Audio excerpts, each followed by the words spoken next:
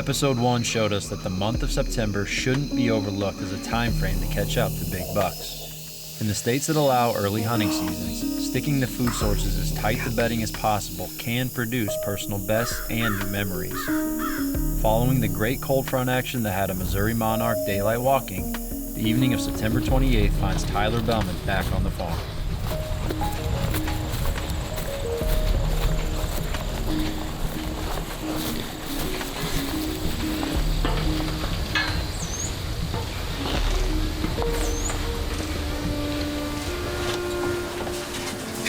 Talk about perfect timing.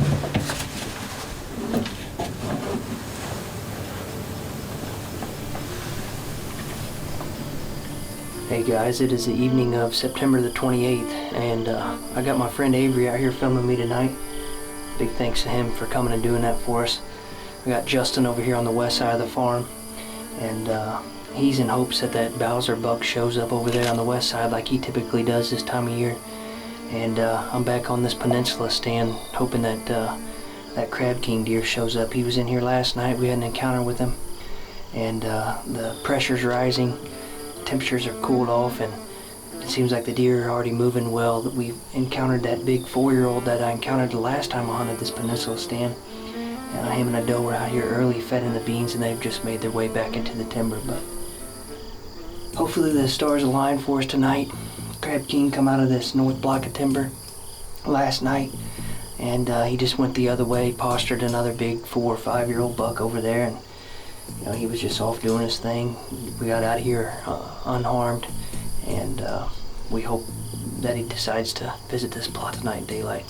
If he steps into it, he should be in range. Hopefully he comes in, hits this scrape tree, and gives me a 25-yard shot. It'd be a perfect world, but sometimes you don't always get those. But we're gonna settle in here and see what the evening brings us.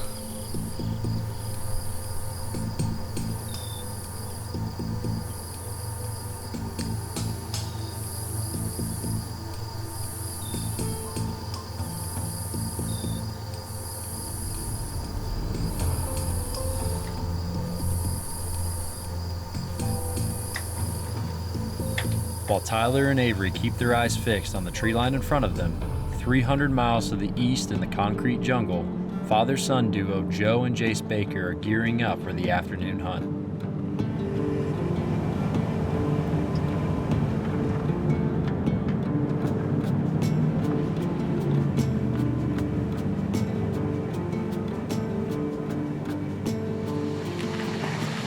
We just climbed up in the tree. When we got here, we were walking down the lane to get to this tree, and we jumped a small doe. And so then as we crossed the creek right here, I was popping up to get to the base of this tree, and a buck of some kind stood up right here at like 5 yards. I think it was one of these bucks. He's got like a 3-point sight and a spike sight, so I don't think it was a very, very big buck. But nonetheless, the whole deer herd is here tonight for some reason. And normally when all of the deer are here, actually, to be honest with you, the last time we seen Peyton, it seemed like the whole deer herd was here. And the night the dad killed Muley, all the deer were here. So we think he's close. We're hoping he's bedded up here on the side of this hillside. So we're gonna sit back and be quiet. And hopefully this guy comes out tonight, gives us a shot, and maybe another buck too. So we're just gonna sit back and hopefully we can put this guy on the ground.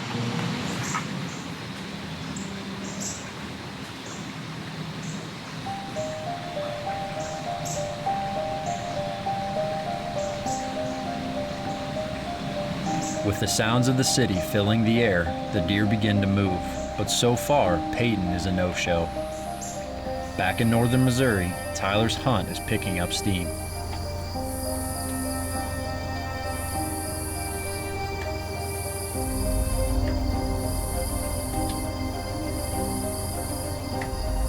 Oh, there's Crab King.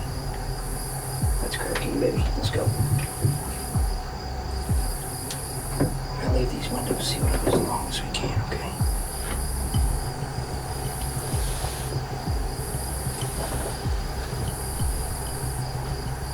We're gonna have to be super careful with these does. That fawn is at 38. 39. Yep, here we go. Here we go, man.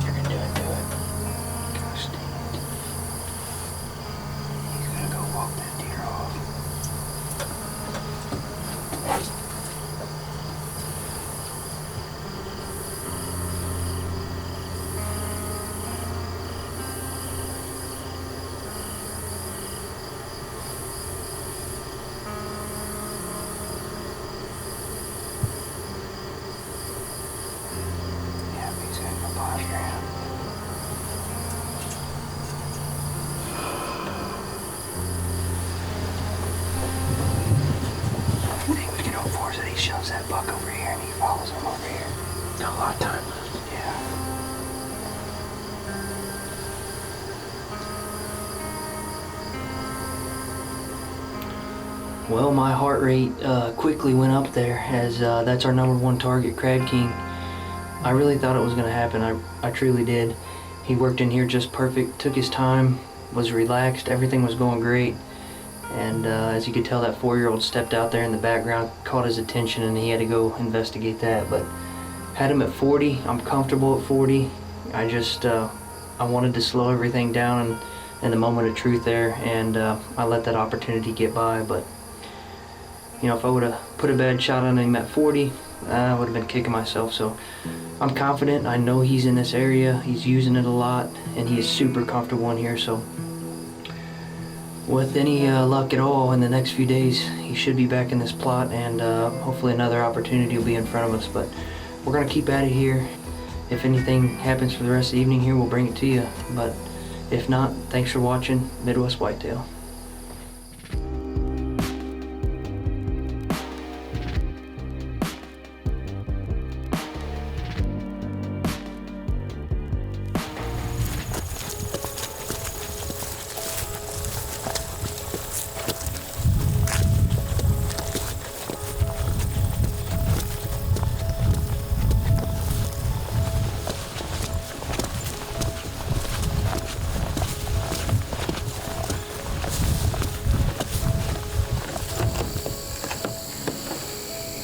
Hey guys, it is the evening of September the 29th, and Avery and I are back on the peninsula stand here, overlooking these turnips and oats just like last night, where we had that encounter with Crab King.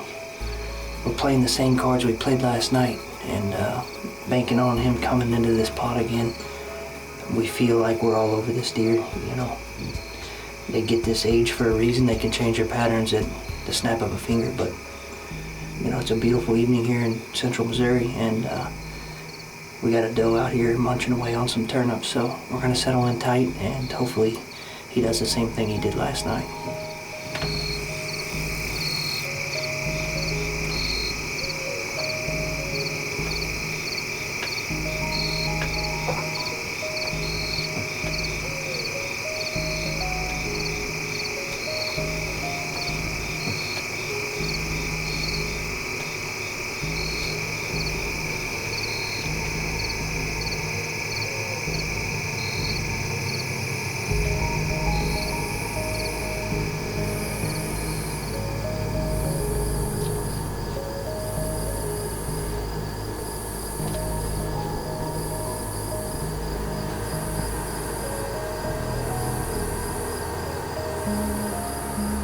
He's gonna be right here if he's gonna do it.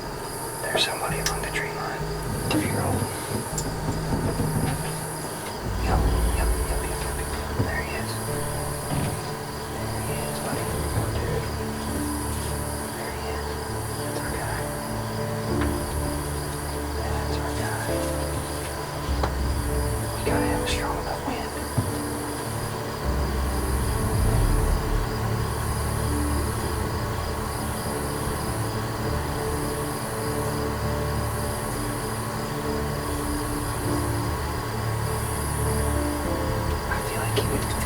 This way, but I don't know. There he goes.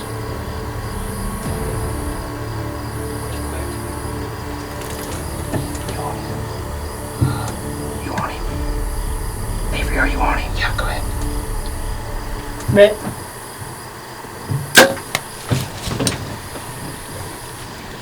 That's high.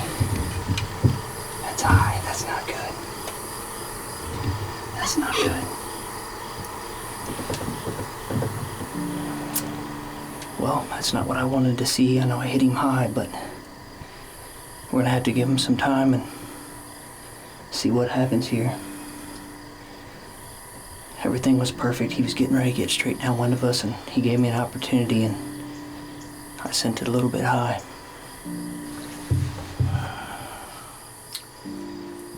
Well, I had a little bit of time there to calm my emotions, and as a bow hunter, that's not what you want to see. The only hope is that that main artery up there, he got into that. He got in our downwind window right there at 30, and just a little bit of miscommunication there, and he ended up ducking just enough to get that arrow high. I ranged him at 39, and at that last point he walked into 30 there, And I put my 30 on his belly line, and I hit higher than I wanted. There's no sugarcoating it. It happens. This isn't our first rodeo. And I hope that this deer doesn't suffer. It's not what we intend to do. And we're gonna get down, get out of here, and obviously give him some time and just recollect and see if we can't get our hands on him. Well, we did some research and kind of brainstormed a little bit, and this is either an artery or he's gonna live to see another day. And we're just gonna go and see if we can find a lot of blood that's gonna tell us that it was an artery hit. If we don't find nothing, we're gonna back out and just let him be and follow up in the morning or something. But we're gonna do our part here and at least check everything off our list. Avery, I think I see white.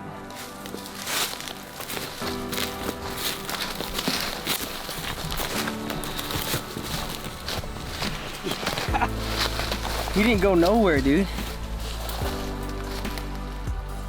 He didn't go anywhere. All we had to do was go 25 more yards. Look at that. What a blessing. Wow. Well, as you guys could tell, my initial reaction was not great last night. That time, you know, before and after the shot is so fast, and your emotions are so high that you really don't process what's going on. But Avery and I got down, we discussed it, we talked to everybody. Most of the research we were finding was that it was gonna be an artery and he was gonna quickly expire. And we went back to the computer, put it on the big screen, and quickly realized this was a double lung hit. That arrow deflected down, the angle of which a cameraman was in the redneck, and just how fast that happened. It gave me a little bit of a false reaction, I guess you will. But anyways, I'm tickled pink to be sitting behind this 5 or 6 year old deer that we call Crab King. This story started back in 2019 whenever we realized that there was a nice 8-pointer, you know, crabbed hard in the front, had this cut in his ear, and that's what led us on to him of being able to track him pretty easy. So that was 2019. 2020, my first ton of the year, in this exact food plot, he came out pushing does. Very similar conditions. It was early, nice cold front. He was feeling good, and ever since then, this kind of became his home. You know, obviously that year he really wasn't on our radar. We did have a couple encounters with him, and then 2021 rolls around. He grew into a fantastic deer. We found the matching set of sheds off of him. Justin had several encounters with him in this same food plot, and then right here to the east of me in the timber here, we call it Redemption Ridge, he had another encounter with him in there, and he just made it his home. He ruled this area, and he never really did leave much, but we're happy that we let him go. We believe that he's 5 or 6 years old. We're, you know, obviously not 100%, but going into this year, he was our #1 target here on the main farm. This was a deer we wanted to target, and the season started off really, really well with him. 2 sits ago, Justin's birthday, he came out late and didn't give us an opportunity. I go in the next night, had an encounter with him, had him at 40 yards, and he just slipped out of my fingertips again. And then last night, it all came together for me here. He did exactly what we needed him to do, and I got my opportunity. But, you know, this is, for us, the management, the land management, land improvement, it's what we do it for. This is just an added bonus, the icing on the cake, if you will. So I'm tickled pink to be sitting behind the deer that we call Crab King, and it really does feel good to be tagged out here early at the end of September. And hopefully we can bring several more hunts like this to you guys. Thanks for watching Midwest Whitetail.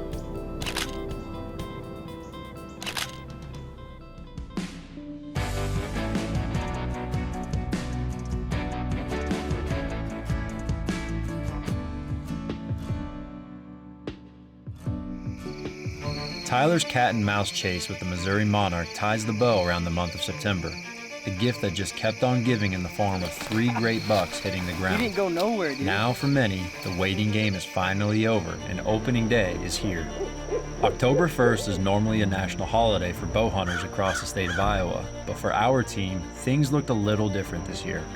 Normally, it's all hands on deck, even if it comes in the form of playing it safe, trying to fill the first doe tag of the season. With less than ideal conditions to accompany opening day, Caleb Greiner has chosen to continue focusing on taking youth hunters to the woods. With his number one target Hog Jr. showing sporadic movement at best on the failed turno plot, Caleb knows based on historical data that the buck doesn't core up into the farm for a few weeks. Owen Riegler's top targets are still around, but a family emergency has postponed the start of his hunting season, and all of our thoughts continue to be with Owen. Mike Reed's main focus is still on the tight frame 6x5 known as Kelsey. Showing some daylight tendencies, Mike decides to hold off for better weather conditions that are forecasted to arrive in the coming days. But his story has taken an interesting turn, with a familiar face returning to the river farm for the first time this season. Having not seen the buck since the winter of 2021, the buck has transformed from a beautiful mainframe 10 with a split G2 into a giant mainframe 10 with a common base G4. Despite the warm conditions, many team members do make it to the field on opening day and have great hunts. Gavin Katurba, the editor-in-chief for Midwest Whitetail, sneaks out for an observation sit, hoping to learn more about his recently acquired permission farm where he's getting multiple good bucks on camera. It's October 1st. It's about 5 o'clock, and Ben and I are set up for the evening hunt. This is a farm that I picked up over the summer, actually. It's a big hay farm. There's alfalfa out in front of us, and I actually got this big 8-point that we've been getting a few pictures of so far. He's looking like a real good buck, good mass and everything, but definitely a mature deer. Ben and I are feeling pretty good about this spot. The wind feels good. May try to kill a doe tonight, who knows? So we'll just sit back and see how it goes tonight.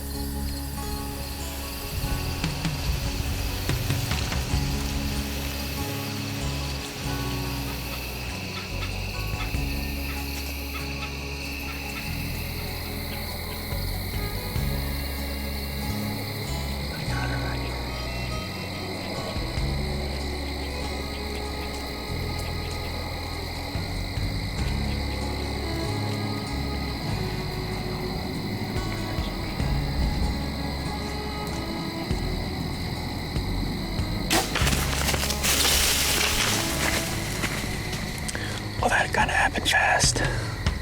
I'm shaking. I'm pretty pumped up. It's just a doe, but hopefully we can find her. 3 days later, and 300 miles to the east of Gavin's permission farm, the evening of October 4th finds young bow hunter Jase Baker back on stand in southern Indiana. This time, he's not hunting the urban zone and turns his attention to a nearby piece of public ground with his statewide tag in hand. We just got up in the tree. It's 5:20. This is a place that we have hunted for quite a long time. You know what goes on here is this big ravine drops down to one of our family farms. There's oaks all through here. There's a red line coming up this ridge and across this ridge. We know that there's some pretty big bucks in here. The genetics are really, really nice in here. So we're just gonna sit back and enjoy the evening. There's a lot of deer in this area, but tonight we're gonna see a buck. Just hope he's big enough. So we're gonna sit back and be quiet. Our wind is great. Hopefully kill a big one tonight.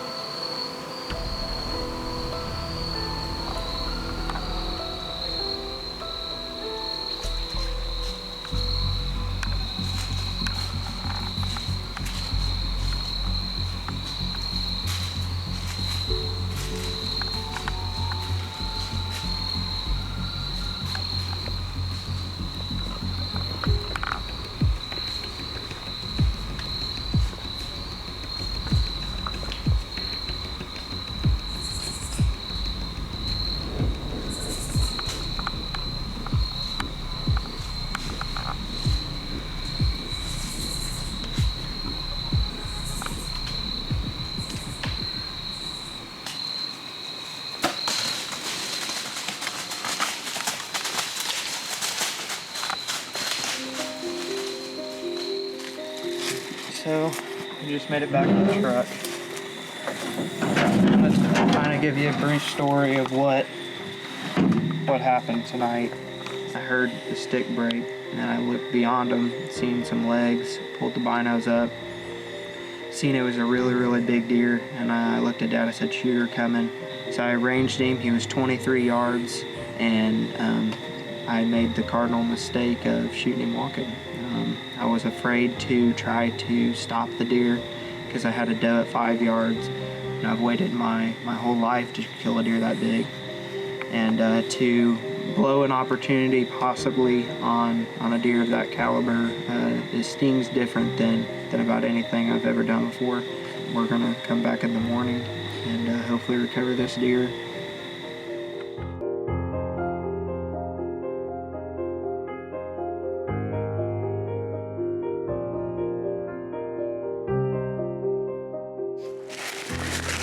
We made it to the tree.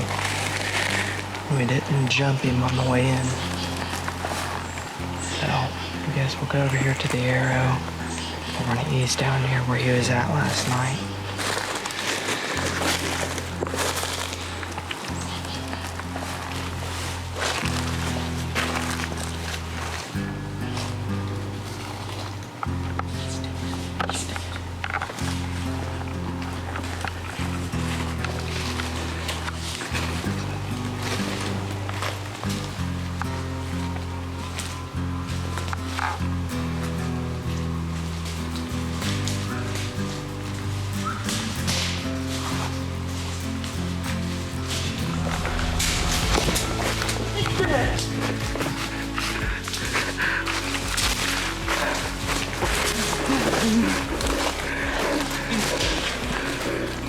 Oh my gosh, look at that deer. I just found him. He's dead, buddy. If he wanted to get up, what do you think? I really can't believe my eyes. I've waited my whole entire life. Kill a deer like that.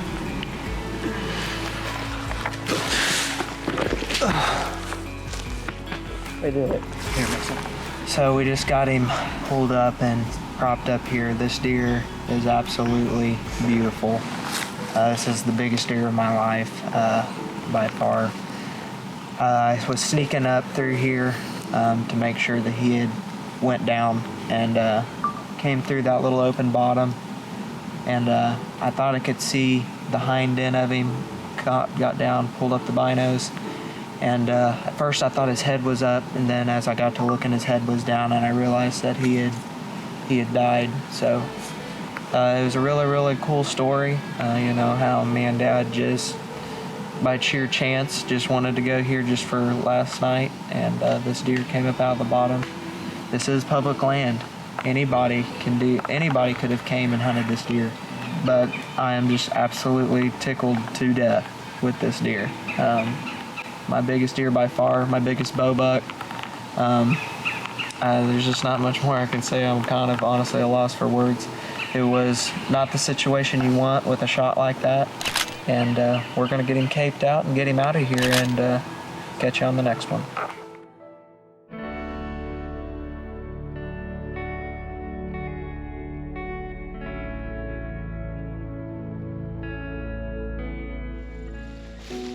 Jace Baker isn't the only young Midwest Whitetail team member who found success in the beginning of October.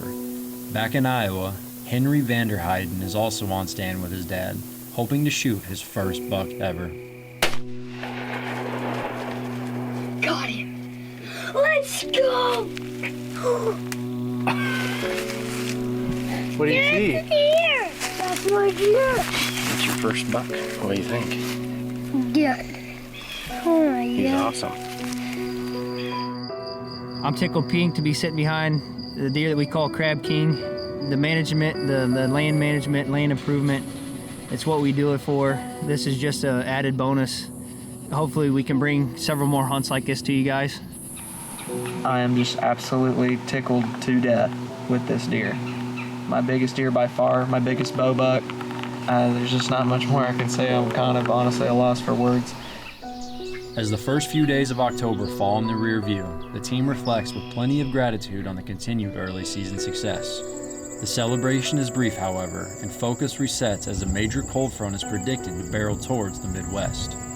Tyler Behlman experienced early season magic, and attention now turns to Justin, who hopes to do the same. His sights remain fixed on the awesome mainframe 10 sporting multiple split tines known as Velveeta, but recent daylight intel on a different giant stops him in his tracks. A ghost on the farm known as Bowser, clearly an appropriate title, has been showing consistent daylight activity on a nearby soybean field scattered with still green leaves. With his top target showing sporadic activity at best, Caleb Greiner to this point has been patient. Historic encounters and trail cam data point to Hog Jr. moving into the farm later in the month, but with the great conditions ahead, Caleb plans to take a shot, hoping to be the camera rather than waiting for a daylight photo. And nobody looks ahead with more excitement than Mike Reed. With 2 giant deer flirting with consistent daylight movement, the forecast is exactly what he's been waiting for to make his first move. Each season we hit the field full of excitement as the game we've waited so long for finally begins. Find the best food source in your area, pair it with nearby bedding, and mix in a cold front and you will find yourself in the middle of the action. This is only the beginning though, and it's important to show restraint waiting for the perfect moments. The moments when we will finally again be chasing November.